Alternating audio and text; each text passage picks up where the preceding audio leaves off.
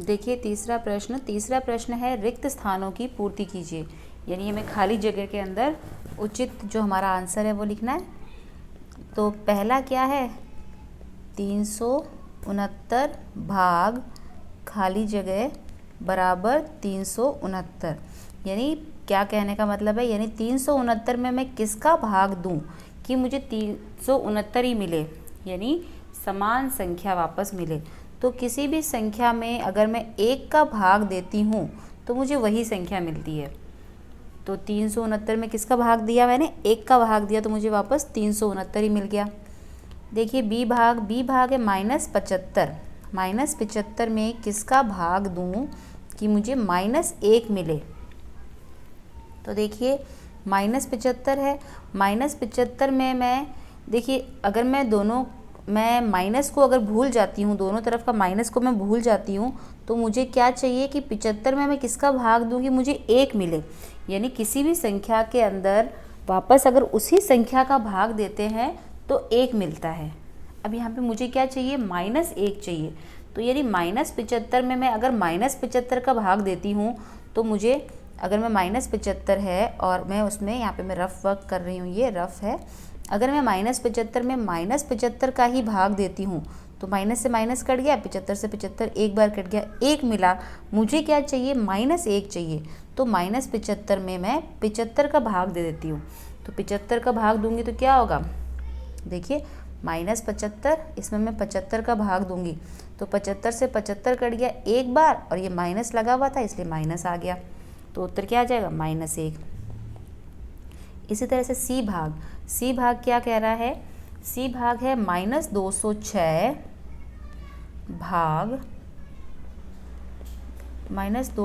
भाग खाली जगह बराबर 1। यानी -206 में मैं किसका भाग दूं कि मुझे 1 मिले। तो 1, अगर हमें 1 चाहिए होता है, किसका भाग देने से 1 आएगा, जो हमको संख्या दे रखी है उसमें उसी संख्या का भाग देने से, यानी -206 का ही मैं भाग दूंगी तो मुझे क्या मिल जाएगा, 1। यानी अगर मुझे समान संख्या का भाग अगर मैं समान संख्या में देती हूँ तो मुझे 1 मिलता है। ठीक है। अब देखिए डी भाग क्या कह रहा है, डी भाग है -87 भाग खाली जगह बराबर 87। यानी -87 में किसका भाग दूं मैं कि मुझे वापस क्या मिले, 87 मिले। अब -87 में किसका भाग दूं मैं, वापस मुझे 87 चाहिए। तो यहाँ पे क्या मैं लिख दूं, -1 लिख दूं। कैसे, देखिए -87 में मैं -1 का भाग दूंगी, माइनस से माइनस कट गया, 87 में 1 का भाग देंगे तो कितना आएगा, 87 आएगा। तो ये हो गया डी भाग। ई भाग देखिए खाली जगह भाग 1 बराबर -87।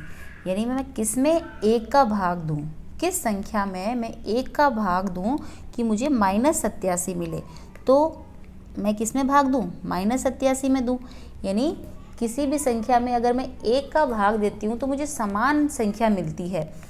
कोई भी संख्या है, जैसे यहाँ पे क्या है, -87 में मैं 1 का भाग दूंगी, 1 का भाग दूंगी तो वापस वही संख्या सेम, यानी -87 मिल जाती है मुझे। ई के बाद देखिए एफ है खाली जगह भाग 48, खाली जगह भाग 48 बराबर -1। यानी मैं किस में 48 का भाग दूं कि मुझे -1 मिले। अब देखिए मैं किस में 48 का भाग, किस में 48 का भाग दूं कि मुझे -1 मिले। तो 48 में 48 का भाग दूंगी तो मुझे 1 मिलेगा, तो मैं -48 में भाग देती हूँ। तो -48 में -48 का दूंगी तो कितना मिलेगा, -1 मिलेगा। तो यहाँ पे मैं क्या लिख दूँ, -48। -48 में मैं भाग दूंगी तो मुझे क्या मिलेगा, -48 में 48 का भाग दिया, -1 मिल गया। एफ के बाद जी देखिए, जी है 20 भाग खाली जगह बराबर -2। यानी 20 में मैं किसका भाग दूं, किस संख्या का भाग दूं कि मुझे -2 मिले। तो 20 के अंदर मैं किसका, अगर मैं माइनस को छोड़ती हूँ, 20 में मैं किसका भाग दूं कि मुझे 2 मिलेगा। 20 में मैं 10 का भाग दूंगी तो 2 मिलेगा, 10 एकम 10, 10 दूनी 20। अब 2 मिल गया, मुझे चाहिए था -2, -2 चाहिए तो मैं क्या कर दूँ, -10 कर देती हूँ। तो यहाँ पे मैं क्या लिख दूँ, -10, -10 करूँगी तो उत्तर में जो आएगा वो माइनस आ जाएगा। h भाग देखिए खाली जगह भाग 4 बराबर -3, यानी किस संख्या में मैं 4 का भाग दूँ, किस संख्या में 4 का भाग दूँ कि मुझे -3 मिले। यानी मुझे उत्तर में माइनस चाहिए तो जिस संख्या में भाग दे रही हूँ वो भी माइनस की होनी चाहिए। और 4 का भाग मैं किस में दूँ कि 3 आएगा, 12 में दूँगी तो -12 हो गया। तो देखिए 4 3 12 -3, तो ये आ गया -12। -12 में 4 का भाग देंगे तो -3 आएगा। तो ये आपका पहला भाग हल हो जाता है। तीसरा प्रश्न हल हो जाता है।